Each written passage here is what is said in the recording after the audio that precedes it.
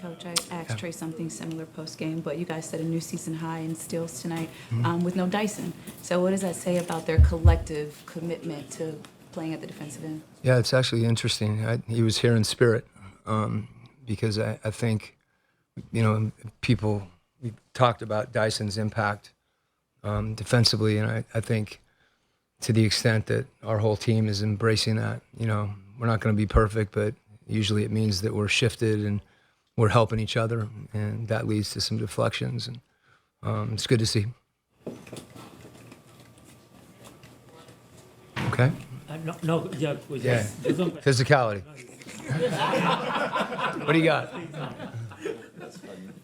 No, it's just about Zachary. I mean, what are you seeing from him so far? And I know that that's hard to predict because he's just a rookie. But what kind of impact do you think that he can have in the NBA? Well, I think two things, and I've it's easy for me to answer that because we talk about it a lot, and we've talked about it with Zach. And there was a possession in our last game where he made a block, and they called a foul, and you saw his passion for the game. He was mad, and he kind of did this, and the guys ran to Larry Nance, went and grabbed him. So I think the passion that he has to be better, and to be able to work like that too. Those are two things that I think for a young player that's talented as he is, that's more important than where you're drafted, all those different things that put you in a position to then work to succeed. And I think Zach's understanding that's a process. He's going to have nights where he scores 31. He's going to have other nights where he scores 7. But his impact on the game, I think he understands, defending, going to the offensive glass, making the right play. All those things. He knows how to play, and he's talented, and he cares. That's a pretty good combination.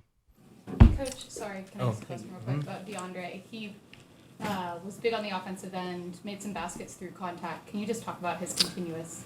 Yeah, he's, in a lot of ways, the things that he's worked on and been able to do, he's in positions, I think, where the ball's moving more. He's able to attack in transition.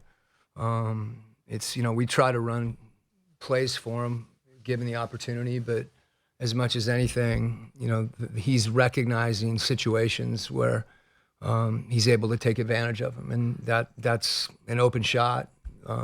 It's his mid-range pull-up if he can't get all the way to the rim. But the plays that you're mentioning, when he does attack the rim, he's attacking the rim, and he's usually going through somebody.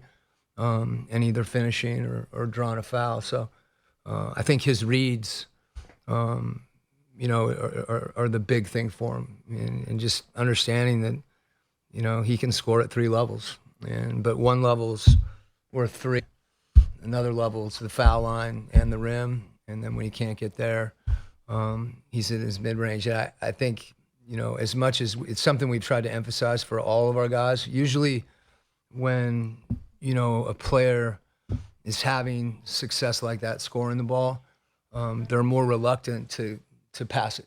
And I think it's the exact opposite, is that, he's having success. He's just been efficient. I guess that's the main thing. He's efficient.